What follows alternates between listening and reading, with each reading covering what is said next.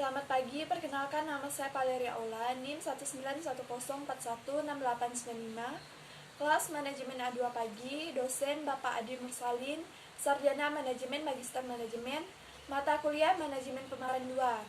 Baik, saya akan membacakan ringkasan yang telah saya buat dengan materi pengertian strategi produk.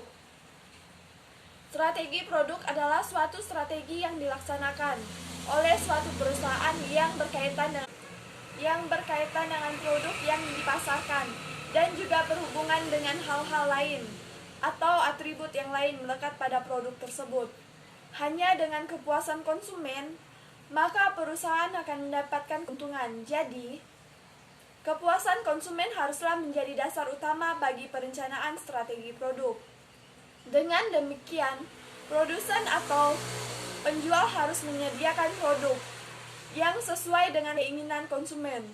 Suatu atribut produk yang dapat membedakan antara suatu produk yang dipasarkan oleh perusahaan yang satu dengan produk yang lainnya yang sama ditawarkan oleh perusahaan lain. Strategi produk yang telah dilaksanakan oleh suatu perusahaan haruslah selalu dievaluasi.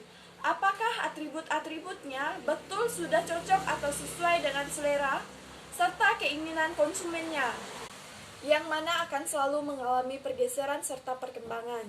Strategi produk yang tepat akan menempatkan perusahaan dalam posisi pesaing yang lebih unggul daripada pesaingnya, yang disebabkan karena strategi produk yang tepat akan menciptakan posisi atau kondisi bahwa produk yang dipasarkan itu akan dapat dijual dirinya sendiri. Oleh karena itu, maka strategi produk harus dilaksanakan dengan optimal, mungkin sesuai dengan sumber yang dimiliki oleh perusahaan. Produk adalah segala sesuatu yang diharapkan yang dapat memenuhi kebutuhan manusia atau organisasi. Produk yang dihasilkan atau yang berhasil berarti produk yang benar-benar telah memenuhi kebutuhan dan keinginan atau selera konsumennya. Sebaliknya, produk yang gagal adalah produk yang tidak mampu memenuhi kebutuhan serta selera konsumennya.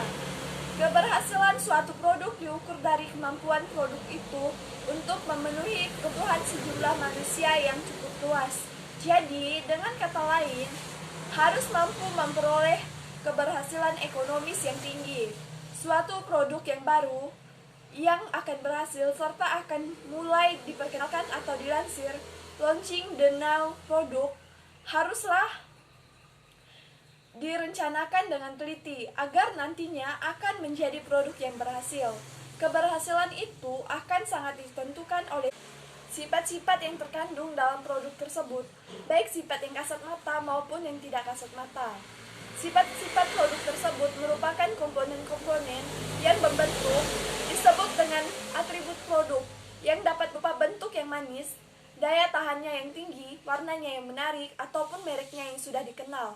Bahkan bisa saja berupa pelayanan purna jual, yang berupa servis atau reparasinya, dan sebagainya.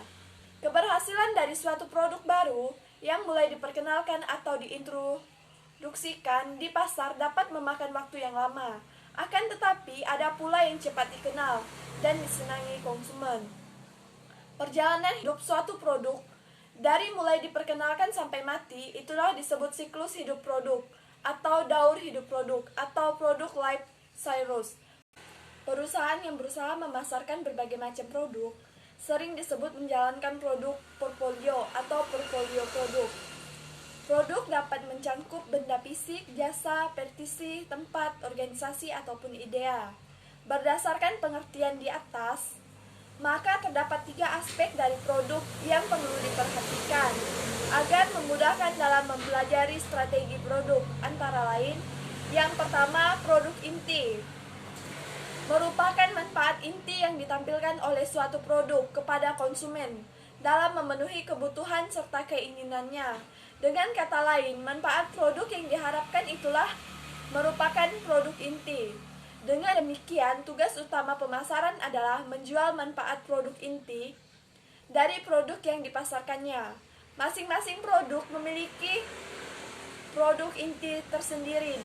Yang kedua, produk yang diperluas mencakup berbagai tambahan manfaat yang dapat dinikmati oleh konsumen dari inti produk atau produk inti yang dibelinya, yang dapat berupa pemasangan instalasi pemeliharaan, pemberian garansi, serta pengirimannya. Semakin banyak manfaat yang telah ditambahkan, yang terkandung dalam suatu produk akan menjamin keberhasilan produk tersebut dipasarkan. Selanjutnya ada produk formal. Produk yang merupakan penampilan atau perwujudan dari produk inti maupun perluasan produk.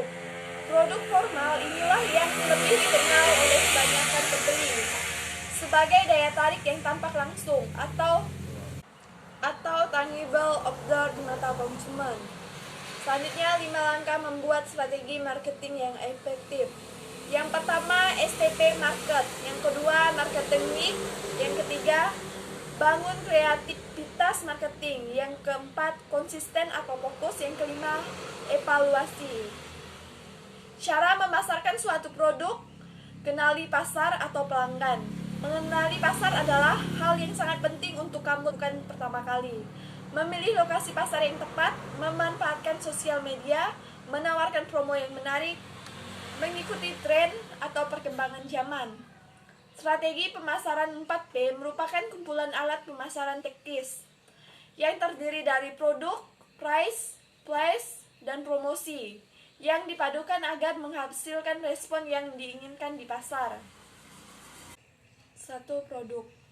Setiap UKM harus bisa menentukan produk apa saja yang menjadi andalannya dan bagaimana cara mengembangkan produk andalannya tersebut. Yang kedua, price adalah penentuan harga produk.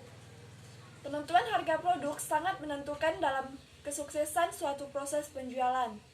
Harga adalah sejumlah uang yang harus dibayarkan konsumen untuk mendapatkan sebuah produk atau jasa.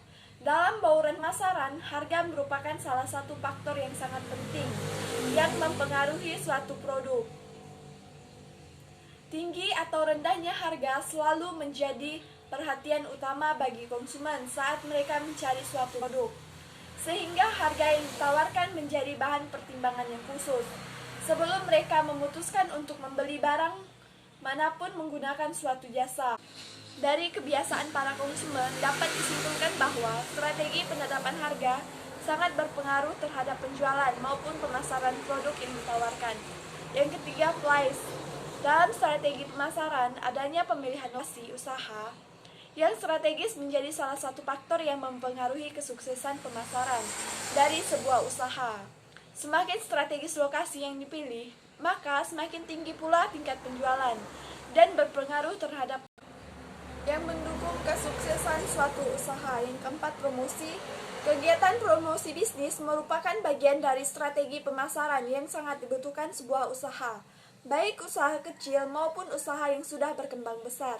Sebelum mengetahui metode ataupun strategi promosi yang sering digunakan oleh para pelaku bisnis, yang dimaksud dengan promosi adalah kegiatan pendukung strategi pemasaran yang sengaja diadakan untuk meningkatkan konsumen mengenai produk atau jasa dengan brand tertentu. Selanjutnya, direct selling. Pengertian direct selling atau penjualan langsung merupakan jenis strategi pemasaran di mana penjual akan menjual secara langsung produknya kepada konsumen. Meskipun langsung, tetapi umumnya penjualan tidak dilakukan di toko retail. Caranya Anda dapat melakukan dengan cara door to door atau menemui konsumen secara langsung. Anda sebagai pemasar bisa mendatangi rumah ke rumah konsumen yang telah ditargetkan. Penawaran barang dilakukan di sana dengan mengandalkan kemampuan persuasif. Kelebihan dari strategi ini yakni modalnya tidak terlalu besar sehingga cocok untuk bisnis yang tidak memiliki modal besar. Yang kedua, earned media. Strategi pemasaran produk yang kedua adalah earned media. Berbeda dengan penjualan langsung, jenis strategi ini justru dilakukan secara tidak langsung. Hal utamanya yang harus dilakukan adalah menerapkan strategi ini, yakni membangun hubungan dengan kepercayaan dengan masyarakat. Sehingga Anda perlu membangun brand dan membentuk image yang baik melalui media sosial. Yang ketiga adalah point of purchase, merupakan strategi marketing dengan cara menempatkan material marketing atau iklan di dekat produk yang sedang dipromosikan. Strategi ini sangat cocok diterapkan di berbagai toko retail yang menjual berbagai macam produk. Dan yang terakhir adalah internet marketing. Internet marketing adalah penjualan melalui online atau melalui berbagai macam media sosial. Marketing online secara sederhana didefinisikan sebagai segala usaha yang dilakukan untuk mempublikasikan perusahaan kepada orang-orang dengan menggunakan internet. Baik, sekian jawaban ringkasan dari saya. Atas waktunya saya ucapkan terima kasih dan selamat pagi.